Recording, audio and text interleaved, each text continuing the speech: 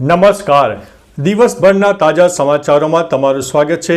તમારી સાથે હું છું પિનલગીરી ગોસ્વામી. સમાચારો વિસ્તારથી જાણીએ એ પહેલા મહત્વના સમાચારો ઉપર એક નજર.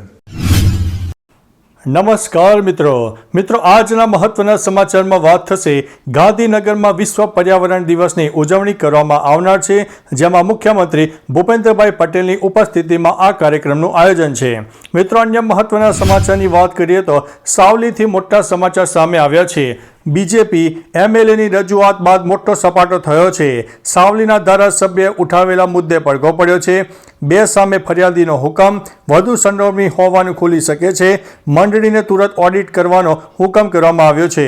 મિત્રો, અન્ય મહત્વના સમાચારની વાત કરીએ તો વડોદરામાં 955 વર્ષની ઉંમર ધરાવતું દેશનું સૌથી જૂનું બાઓબાબ વૃક્ષ પાદરામાં જીવંત જોવા મળ્યું છે. મિત્રો, અન્ય મહત્વના સમાચારની વાત કરીએ તો બેંગ્લોરમાં આરસીબીની જીતનો જશ્ન માતમમાં ફેરવાયો. સ્ટેડિયમ બાદ ભાગદોડમાં 7થી વધુ લોકોના મોત થયા છે. પીએમ મોદીએ દુઃખ વ્યક્ત કર્યું છે. જેમાં આઈપીએલ 2025માં વિજય મેળવ્યા બાદ બેંગ્લોર પહોંચેલી આરસીબીની ક્રિકેટ ટીમને આવકારવા માટે અને સન્માનવા હજારોની સંખ્યામાં સમર્થકો ભેગા થયા હતા. મિત્રો, અન્ય મહત્વના સમાચારની વાત કરીએ તો પાકિસ્તાની જાસૂસ જસબીરસિંહની ધરપકડ કરવામાં આવી છે, જે યુટ્યુબર છે. પંજાબ પોલીસે વધુ એક પાકિસ્તાની જાસૂસની ધરપકડ કરી છે. જ્યોતિ મલ્હોત્રા સાથે હતું તેનું કનેક્શન. મિત્રો, અન્ય મહત્વના સમાચારની વાત કરીએ તો કોરોના કેસમાં મોટો રાફડો ફાટી નીકળ્યો છે. રાજ્યમાં કોરોનાના એક્ટિવ કેસ 500ને પાર થઈ ગયા છે અને આ જિલ્લામાં હજુ પણ એન્ટ્રી થઈ ગઈ છે.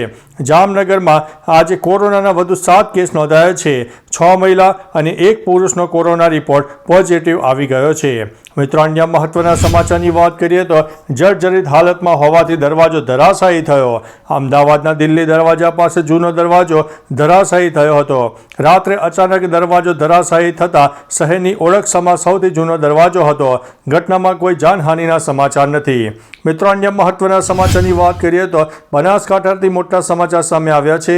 સસ્તા અનાજની દુકાનોના સંચાલકોની હડતાલ, દુકાનો બંધ કરીને નોંધાવ્યો વિરોધ. બનાસકાંઠામાં સસ્તા અનાજની દુકાનના સંચાલકો તેઓની પડતર માંગણીઓને લઈને હડતાલ પર ઉતર્યા, જેથી ગ્રાહકોને મુશ્કેલીનો સામનો કરવો પડ્યો હતો.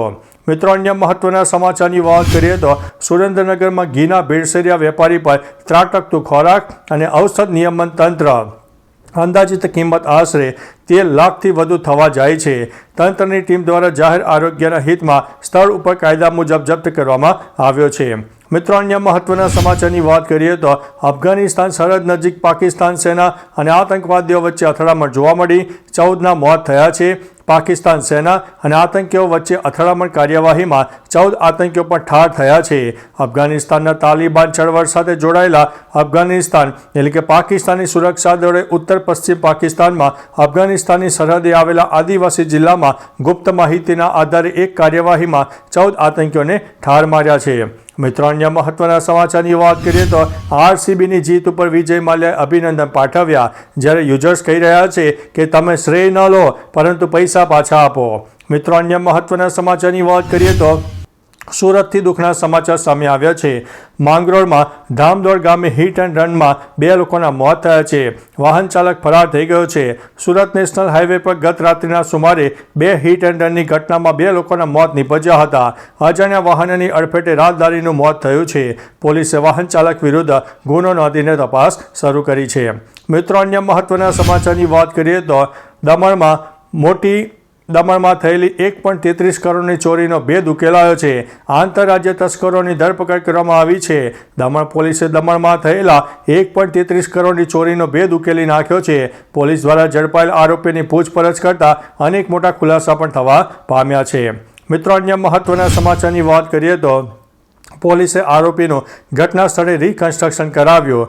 સુરતના ઈચ્છાપુર વિસ્તારમાં માસૂમ સાથે દુષ્કર્મમાં પડોશમાં જ રહેતા યુવકે બાળકી સાથે દુષ્કર્મ કર્યું હતું. દુષ્કર્મ આચરનારા નરાધમની બિહારથી ધરપકડ કરવામાં આવી અને પોલીસે આરોપીનું ઘટના સ્થળે રિકન્સ્ટ્રક્શન કરાવ્યું હતું. મિત્રો, અન્ય મહત્વના સમાચારની વાત કરીએ તો રાજકોટ મહાનગરપાલિકાના GIS સર્વર પર એક સાયબર એટેક જોવા મળ્યો. ₹10 કરોડ ખર્ચ્યા છતાં ગરબડ જોવા મળી. રાજકોટ મહાનગરપાલિકાની વેબસાઇટ પર તાજેતરમાં થયેલા સાયબર હુમલાએ શહેરમાં ચિંતાનો માહોલ સર્જ્યો છે. આ ઘટનામાં લગભગ 400 જીબીથી વધુ ડેટા ચોરાયો હોવાની શંકા વ્યક્ત કરવામાં આવી છે. આ ડેટામાં રાજકોટ શહેરની શાળાઓ, પુલો, હોસ્પિટલો, સરકારી કચેરીઓ અને અન્ય મહત્વની મિલકતોની માહિતીનો સમાવેશ થાય છે. તો ચાલો મિત્રો, ફરીથી દેશ અને દુનિયાના સુપરફાસ્ટ સમાચાર લઈને મળતા રહીશું. ત્યાં સુધી અમને રજા આપશો. નમસ્તે.